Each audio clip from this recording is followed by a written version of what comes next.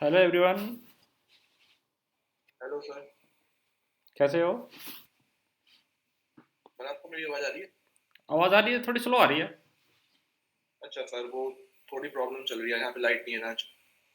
Light, हाँ अभी चली गई थी, लाइट आई नहीं क्या अभी? नहीं। तो चार्ज तो है ना? हम्म। तो लाइट से फिर वॉइस का क्या कनेक्शन है? तो कंप्यूटर पे करता हूँ ना मैं। अच्छा, उससे फर्क पड़ता है। हम्म, तो उसका तो बैकअप भी बहुत कम होगा। चल जाएगा आराम से 1 घंटा, कोई दिक्कत नहीं, कंटिन्यू कीजिए सर। नहीं, आप पीसी की बात कर रहे हैं, पीसी से कर रहे हैं? यस। यस। तो उसमें उतना बैकअप रहता है? अच्छा, वो होगा ना, इन्वर्टर होगा। इन्वर्टर से। अच्छा। हाँ, तो दीपक जी भी कनेक्ट हुए हैं।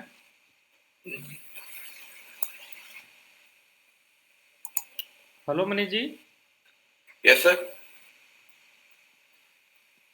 कोई क्वेरी है इसमें आपको? No sir. हमारा जो बिजनेस प्रोफेशन से रिलेटेड है, वो भी चल रहा है। तो बिजनेस प्रोफेशन की आज ये 7th क्लास है। तो इसमें हमारा जो प्रेजेंटिव टैक्सेशन स्कीम है वो चल रही है अभी। हमने बीच में एक न्यू टॉपिक स्टार्ट किया था। न्यू टॉपिक जो क्लबिंग ऑफ इनकम है वो इससे अलग है। ठीक है। तो वैसे हमारा continue income from business and profession ही चल रहा है। तो इसमें हमारी ये जो 7th क्लास है, तो इससे पहले जो हमारी लास्ट क्लास थी वो प्रेजेंटिव इनकम फॉर प्रोफेशनल्स थी, जो हमने डॉक्टर का एक एग्जाम्पल लेके किया था। तो आज हम जो क्लास करेंगे वो प्रेजेंटिव income scheme for small tax payer के लिए करेंगे, जो बिजनेस के लिए है, फॉर स्मॉल बिजनेसमैन। ठीक है, फिर स्टार्ट करें आज की क्लास। Yes sir. मनीष। हाँ जी। में सर थोड़े आपकी वॉइस क्लियर नहीं है। कट रही है बहुत। ठीक है, ठीक है जी, कर हाँ दीजिए, जी, हाँ जी, आप कंटिन्यू बताइए। कंटिन्यू आप बताइए, कर बताइए। दीजिए। बहुत ही कट रही है आवाज़। नहीं नहीं, तो और 2 दिन बच्चे ज्वाइन होना चाहते थे ना, तब तब स्टार्ट कर देते, बट वो वीडियो देख लेंगे, आप कंटिन्यू कर दीजिए। अभी कोई कनेक्ट होने वाला है क्या? हाँ, कोमल होना था, पीयूष होना था, अच्छा, रमन होनी थी। तो कोई बात नहीं, वो बीच में कनेक्ट चलो हो कोई नहीं, जाएंगे। आप कंटिन्यू कर दीजिए ना, वो जब। चलिए अभी हम स्टार्ट करते हैं। Okay okay. अभी मैं फाइल शेयर कर रहा हूँ।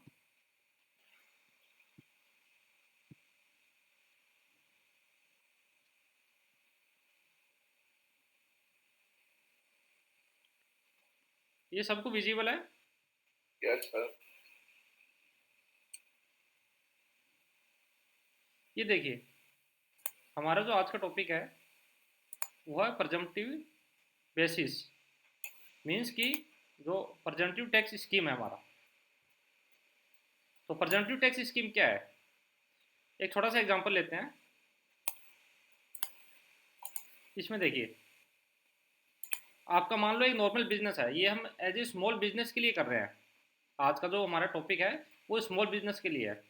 लास्ट क्लास हमारी प्रोफेशनल्स के लिए थी, जो डॉक्टर का हमने एग्जाम्पल लिया था कि प्रेजेंटिव टैक्सेशन स्कीम में हम डॉक्टर का टैक्सेशन कैसे करेंगे, वो हमने लास्ट क्लास में देखा था। आज हम देखेंगे कि अगर स्मॉल बिजनेसमैन है तो उसका टैक्सेशन हम कैसे करेंगे। एक्सक्यूज मी सर, हाँ जी। स्मॉल बिजनेसमैन जैसे शॉपकीपर वगैरह इस टाइप में? हाँ हाँ, इसमें सब आ जाएगा। इसमें स्मॉल जैसे छोटी शॉप है। हाँ जी, हाँ जी, इसमें सब सब चीज़ आ जाएगी, बट प्रोफेशनल नहीं होना चाहिए। इसमें क्या क्या एक्सक्लूड है वो मैं बताऊंगा आपको, कि स्मॉल बिजनेसमैन हम किसको ओके बोलेंगे। ओके। स्मॉल बिजनेसमैन में कौन कवर है, मैं बताऊंगा आपको। पहले मैं आपको एक बेसिक कंसेप्ट में बताया था, प्रेजेंटिव टैक्स ठीक स्कीम है। हम प्रेजेंटिव टैक्स स्कीम क्यों लाई गई है। अब देखिए, हमारे पास दो ऑप्शन है। फर्स्ट तो है रेगुलर इनकम।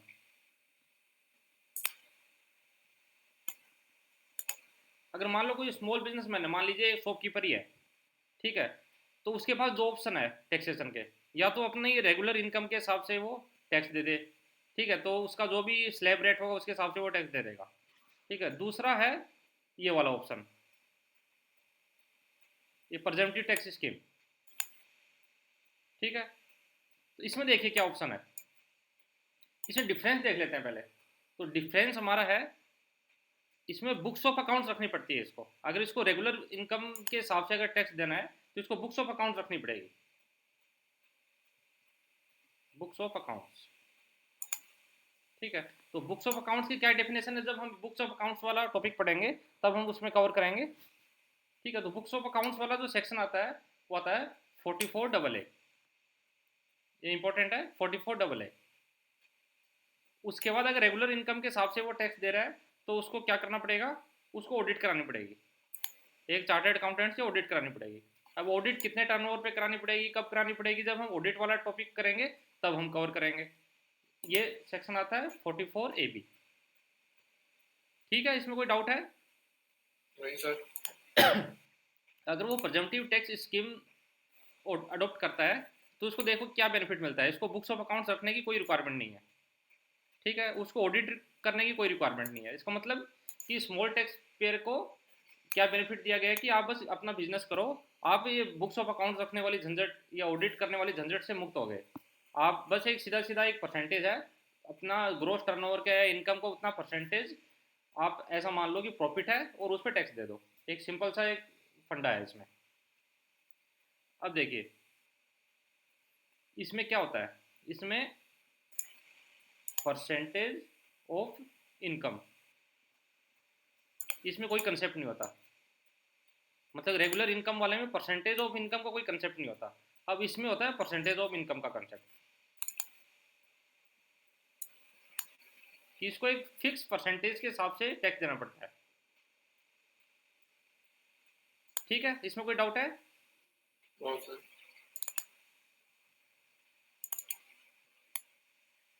अब देखिए एक सेकंड पेज है, अगर मान लो प्रेजेंटिव टैक्स स्कीम वो अडोप्ट कर लेता है,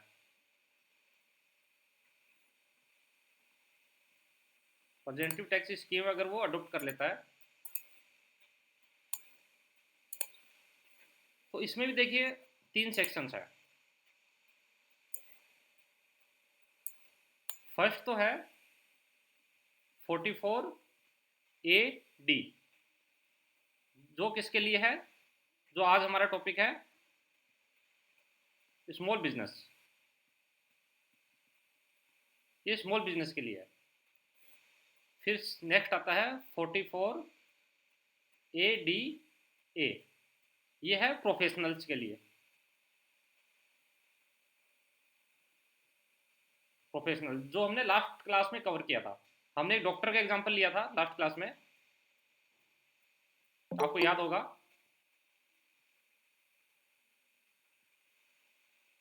हमने लास्ट क्लास में डॉक्टर का एग्जांपल लिया था कि डॉक्टर अगर होगा या प्रोफेशनल्स होगा तो उसको टैक्सेशन कैसे करेंगे अगर वो ये स्कीम अडॉप्ट करता है तो ये हमारा टॉपिक कवर हो गया था, और आज हमारा टॉपिक ये वाला है।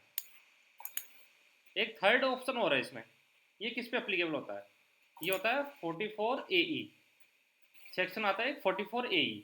ये किसके लिए होता है, जो ट्रांसपोर्ट बिजनेस वाले होते हैं, जिसका बिजनेस ट्रांसपोर्ट वाला होता है। जैसे मान लो अगर कोई व्हीकल चला रहा है, ट्रक चला रहा है, तो उसका टैक्सेशन कैसे होगा वो इसमें कवर होता है। ठीक है, कोई डाउट है अभी तक? No sir. अब देखिए अगर 44AD है तो आज का हमारा ये टॉपिक है कि स्मॉल बिजनेस। अब स्मॉल बिजनेस किसको बोलेंगे, स्मॉल बिजनेस हम बोलेंगे जिसका टर्नओवर या रिसिप्ट, टर्नओवर या रेवेन्यू या रिसिप्ट या इनकम कुछ भी बोल सकते हैं, अप टू 2 करोड़ हो। ठीक है, अगर कोई भी स्मॉल बिजनेस हम किसको बोलेंगे, जिसकी टर्नओवर पूरे साल की 2 करोड़ हो। अगर 2 करोड़ के ऊपर अगर है उसकी टर्नओवर तो वो ये स्कीम अडॉप्ट नहीं कर सकता है। ठीक है, कोई डाउट है इसमें? No sir. अब देखिए इसमें और कौन सा कवर नहीं है, लाइट आ गई आज की। हमारा फर्स्ट है कि 2 करोड़ वाले इसमें कवर नहीं है, ओनली 2 करोड़ तक बिजनेस वाले इसमें कवर है। सेकंड इसमें आते हैं ऐसा बिजनेस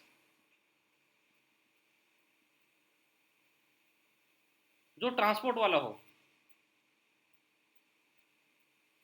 ट्रांसपोर्ट वाला कौन सा? ये वाला जो 44A। ठीक है, हम ना अभी बिजनेस की बात कर रहे थे, तो इसमें ट्रांसपोर्ट वाला बिजनेस इंक्लूड नहीं है, क्योंकि ट्रांसपोर्ट वाले बिजनेस के लिए अलग से सेक्शन दे रखा है। और इसमें टर्नओवर जिसकी 2 करोड़ तक हो वो इसमें कवर है। तो इसमें एक्सक्लूड कौन सा हो गया? 2 करोड़ के ऊपर वाला एक्सक्लूड हो गया, और साथ में जो ट्रांसपोर्ट वाले बिजनेस वाला एक्सक्लूड हो गया। इसमें कुछ और एक्सक्लूड है, ये देखिए, जिसका एजेंसी वाला बिजनेस हो, एजेंसी बिजनेस,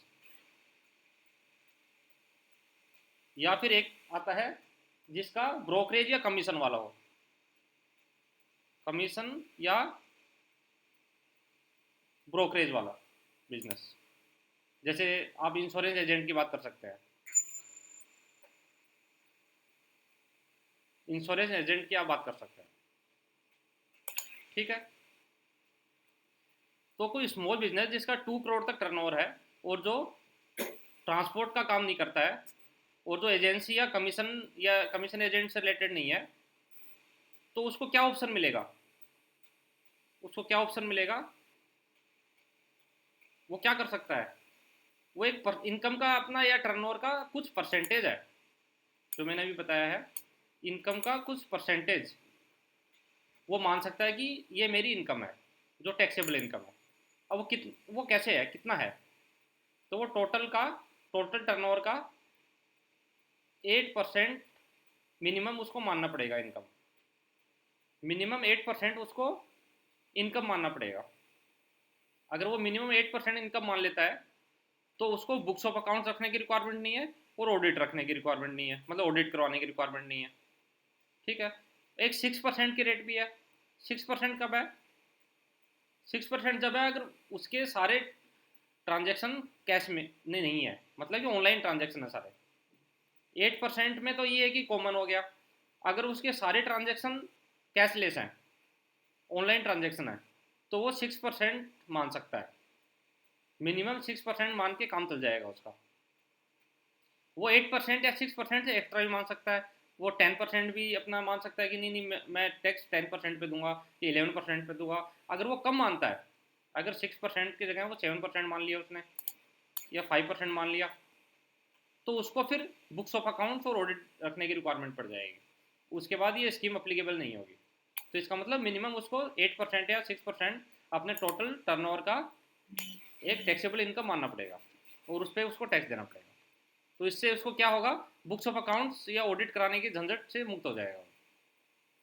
तो एक कंसेप्ट तो यही है। कंसेप्ट में कोई प्रॉब्लम है तो बताइए। अगर एक बार उसने ये स्कीम अडॉप्ट कर ली, तो उसको नेक्स्ट 5 ईयर तक उसको इस स्कीम के अंदर रहना जरूरी है। ठीक है, अब देखिए, अब हम सेक्शंस देखते हैं। हमने पहले बताया था, इसमें देखिए 44AD, 44AD में स्मॉल बिजनेस हो गया। 44ADA, इसमें क्या हो गया? इसमें हो गया प्रोफेशनल्स। और 44AE में क्या हो गया? ट्रांसपोर्टर। ठीक है, आज हमारा 44AD का है। 44AD, 4480। हाँ, क्योंकि 44ADA है हमारा कवर हो चुका है। ये 44ADA हमारा कवर हो चुका है, ये प्रोफेशनल्स का था। आज हमारा टॉपिक है 44AD। तो 44AD किस किस पे एप्लीकेबल है, मतलब कौन इसको क्लेम कर सकता है? इसमें देखिए, फर्स्ट कौन है? Resident individual. अगर कोई रेजिडेंट है वो इसको क्लेम कर सकता है। साथ में अगर हिंदू अनडिवाइडेड फैमिली है, HUF है, वो क्लेम कर सकता है। या फिर रेजिडेंशियल पार्टनरशिप फर्म है, अगर कोई पार्टनरशिप फर्म है रेजिडेंशियल। ठीक है, लिमिटेड लाइबिलिटी पार्टनरशिप फर्म नहीं होनी चाहिए। ये जो लिमिटेड लाइबिलिटी पार्टनरशिप फर्म है ये नहीं होनी चाहिए, ओनली फर्म होनी चाहिए, पार्टनरशिप फर्म। ठीक है, उसके बाद उसको कुछ भी डिडक्शंस अलाउ नहीं है। उसका बिजनेस इनकम को वो एज ए मान लो 8% अगर उसने मान लिया है मिनिमम, तो उसको जितने भी डिडक्शंस हैं वो बिजनेस से, रनिंग बिजनेस से रिलेटेड जितने भी उसके डिडक्शंस हैं वो उसको अलाउ नहीं होंगे, वो उसका कोई भी डिडक्शन क्लेम नहीं कर सकता है। ठीक है। वो मैंने आपको पहले बताया था, इसमें जो हायरिंग बिजनेस है, जो हायरिंग या लीजिंग गुड्स कैरीज वाला है, जो ट्रांसपोर्टर बिजनेस बोलते हैं, वो 44 AE में क्लेम कवर हो जाता है। ठीक है, 44 AE में कवर हो जाता है, तो इसमें ये कवर ही नहीं होगा। उसके बाद मैंने आपको बताया था इसमें एजेंसी बिजनेस वाला हो गया, और साथ में कमीशन और ब्रोकरेज वाला। ठीक है, ये भी इसमें कवर नहीं है। जैसे इंश्योरेंस एजेंट है, तो इंश्योरेंस एजेंट है can not adopt the presumptive taxation scheme, क्योंकि इसमें कमीशन और ब्रोकरेज पे अप्लीकेबल नहीं है। उसके बाद नेक्स्ट आता है 44 AD का ऑप्शन आता है, 44AA1, ये छोड़ दीजिए। उसके बाद मैंने आपको एक लिमिट बताई थी 2 करोड़ की लिमिट, कि अगर इसकी टर्नओवर 2 करोड़ से अगर एक्सीड कर जाती है तो वो ये स्कीम अडॉप्ट नहीं कर सकता। तो मिनिमम उसकी टर्नओवर, मैक्सिमम उसकी टर्नओवर 2 करोड़ होनी चाहिए, 2 करोड़ से ऊपर नहीं होनी चाहिए। अब देखिए मैनर ऑफ कंप्यूटेशन, अगर मान लो अगर रेगुलर बिजनेस है उसका, जैसे रेगुलर इनकम अगर वो क्लेम करता है कि वो प्रेजेंटिव टैक्स क्लेम नहीं करता है, तब वो कैसे टैक्सेबल होगा? नॉर्मल जो टर्नओवर है उसका वो पहले निकाल लिया जाएगा। उसके बाद जो भी उसके एक्सपेंडिचर है, बिजनेस से रिलेटेड जितने भी एक्सपेंडिचर है, जैसे हमने लास्ट क्लासेज या उससे लास्ट क्लासेज में देखा था कि एक बिजनेस की कैलकुलेशन कैसे करते हैं, टैक्सेबल इनकम की कैलकुलेशन कैसे करते हैं, तो उसमें हमने क्या बताया था, पहले टर्नओवर प्रॉफिट ले लिया था उसका, और उसके बाद कौन से अलाउ थे कौन से डिसअलाउ थे, इस हिसाब से हमने कैलकुलेशन किया था। तो वो नॉर्मल कैलकुलेशन के हिसाब से उसका कैलकुलेशन होगा अगर वो प्रेजेंटिव टैक्स स्कीम अडॉप्ट नहीं करता है। ठीक है, तो उसमें क्या होता है, ग्रोस टर्नओवर ले लिया जाता है और उसमें से expenditure incurred in relation to earning of the income, जो एक्सपेंडिचर इनकर्ड है वो इसमें कम हो जाता है, तो उसका जो टैक्सेबल बिजनेस इनकम है वो आ जाता है। बट अगर वो प्रेजेंटिव टैक्स स्कीम अगर अडॉप्ट करता है, बट इस वाले केस में अगर ये वो अडॉप्ट करता है, तो उसमें देखिए उसको बुक्स ऑफ अकाउंट्स मेंटेन करने पड़ेंगे, उसको बुक्स ऑफ अकाउंट्स मेंटेन करने पड़ेंगे और साथ में ऑडिट करानी पड़ेगी। तो जो बुक्स ऑफ अकाउंट्स मेंटेन नहीं करना चाह रहा है या ऑडिट नहीं कराना चाह रहा है, तो उसके लिए ये ऑप्शन लाया गया। और अगर ये 44 AD अगर अप्लीकेबल है तो उसका टैक्सेशन कैसे होगा, जो मैंने पहले बताया था कि 8% उसको मानना पड़ेगा, या 6% अगर उसका कैशलेस बिजनेस है। उसका जो भी टर्नओवर होगा, टर्नओवर हो गया या ग्रोस रिसीट होगी उसकी, जितना भी उसका टर्नओवर या ग्रोस रिसीट है उसका उसको 8% या 6% इनकम माननी पड़ेगी। ठीक है, उस पर वो टैक्स देगा।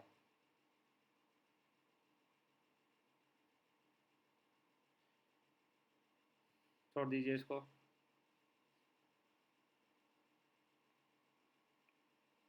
अब देखिए एडवांस टैक्स के रूल भी इस पर अप्लीकेबल है। एडवांस टैक्स में आपको आगे बताऊंगा, जब सेक्शन 234C मैं आपको बताऊंगा, तो उसमें ये है कि एडवांस टैक्स उसको जमा कराना पड़ता है। तो अगर जिस पे 44 AD अप्लीकेबल है तो उसको एडवांस टैक्स भी जमा कराना पड़ेगा, मतलब एडवांस टैक्स के rule as it is applicable होंगे, मतलब उसमें इसको छूट नहीं है।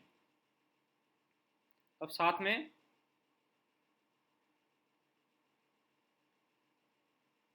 अब देखिए provisions to be applied if a person does not opt for presumptive taxation scheme, अगर वो प्रेजेंटिव टैक्सेशन स्कीम अगर अप्लीकेबल नहीं है उस पर, ठीक है, प्रेजेंटिव टैक्सेशन स्कीम अप्लीकेबल नहीं है, इसका मतलब 44 AD अप्लीकेबल नहीं है,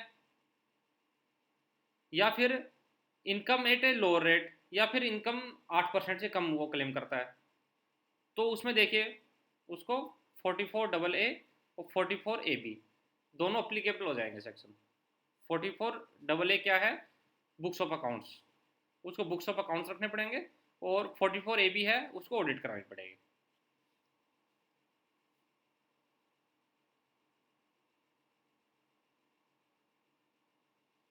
अगर वो प्रेजेंटिव टैक्सेशन स्कीम अगर अडॉप्ट करता है तो उसको मिनिमम 5 ईयर के लिए उसको रखना पड़ेगा, मतलब कि इस स्कीम में 5 ईयर तक उसको रखना पड़ेगा, मतलब कि वो 5 ईयर तक प्रेजेंटिव टैक्सेशन स्कीम को अडॉप्ट करना पड़ेगा। अगर वो ऐसा नहीं करता है तो वो नेक्स्ट 5 ईयर के लिए वो अडॉप्ट नहीं कर सकता है ये scheme.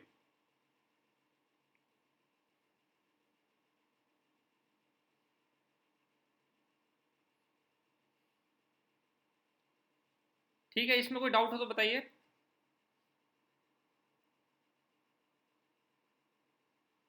No sir.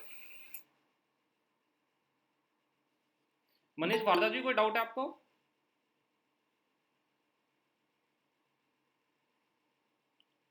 Manish Bhardwaj जी, दीपक जी, कोई डाउट है आपको? हाँ जी मनीष जी बताइए।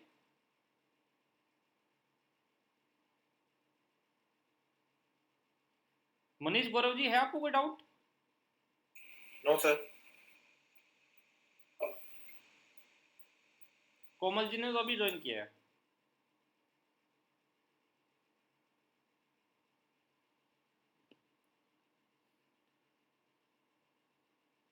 चलिए, आज का हमारा टॉपिक इतना ही था। तो हम जो नेक्स्ट क्लास करेंगे, नेक्स्ट क्लास में हमारा जो ट्रांसपोर्ट बिजनेस है उससे रिलेटेड रहेगा टॉपिक, जो हमारा 44 AE वाला सेक्शन है। ऑलराइट। जो हमारा 44 AE वाला सेक्शन है, ओके। जो हमने सर मैं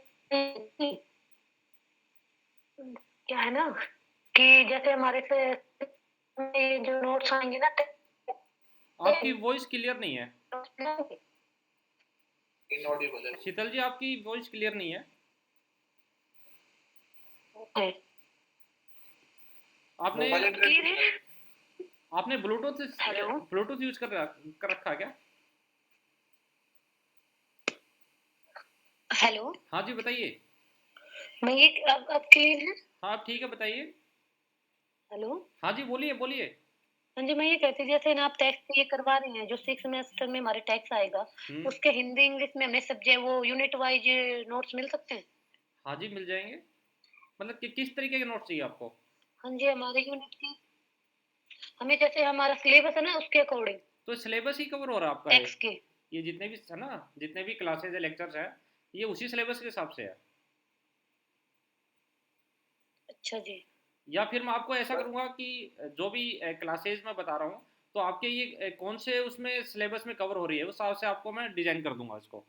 हाँ जी, ऐसे या बता दी उस जैसे तरीके से ये मैं सॉर्ट हमारे कर दूंगा कि फर्स्ट कौन यूनिट सी में है, क्लासेस। सेकंड यूनिट में है, हाँ, ऐसे थोड़ा सा मतलब जो सिलेबस सेकंड यूनिट सिलेबस का। वाइज अरेंज कर देंगे ना। हाँ हाँ, मतलब जो फर्स्ट यूनिट का अगर मान लो कोई डेफिनेशन वाला पार्ट है, तो उस डेफिनेशन वाले पार्ट की कौन सी क्लासेज है वो, तो ये आपको फिर क्लियर हो जाएगा। अगर प्रॉपर है ना हमारा, वो कर दीजिए कि भाई सिलेबस के रिकॉर्डिंग। हाँ जी, हाँ जी। सर एक और रिक्वेस्ट है। हाँ जी, बोलिए। सर अभी तक की सर जितनी क्लास हुई थी सर उनके नोट्स पोस्ट कर देना प्लीज। नहीं, तो अभी तक की तो सारी नोट्स मैंने कर दी थी, हो सकता है लास्ट क्लासेज की नहीं की होगी। या जब फिर से रिटर्न शुरू की थी शायद उसके नहीं हुए थे आई थिंक। है जी। जैसे रिटर्न पढ़ाना शुरू करा था ना सर आपने, है ना सर, उसके नहीं हुए थे आई थिंक। अच्छा, कोई बात नहीं, जो रह गए होंगे मैं कर दूंगा, कोई बात नहीं। Alright sir, thank you. चलिए फिर, thank you. Yes sir, okay, have a good next class में नाइट। मिलते हैं। Okay, bye. Bye sir. Okay.